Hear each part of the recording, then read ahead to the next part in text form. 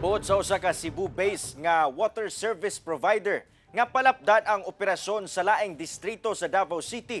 Pero sumala sa usa ka konsehal nga kinahanglang masiguro nga tarong ang serbisyo niini una aprubahan. Ano ang report ni Jandy Esteban? Gibutyag ni Councilor Louis John Bunguyan ang chair sa Committee on Water and Energy nga buot sa usa ka water service provider nga palapdan ang ilahang serbisyo sa laing distrito.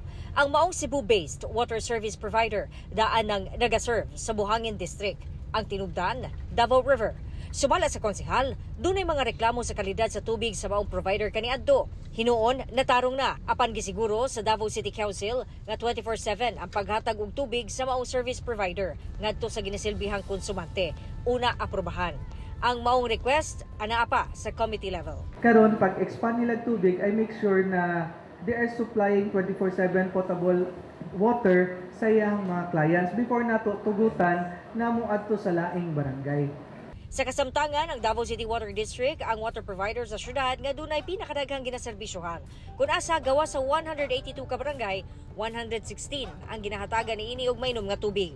Daan ang giingon sa DCWD kawali problema kanila ang maong planong pagpalapad sa coverage sa laing water provider. Giingon na sab kaniadto ni Councilor Diosdado Mahipos Jr. nga ang planong expansion dili makig-compete sa DCWD apan mo complement lang labi na ngadto sa mga barangay nga wala pa nila maserbisyohi.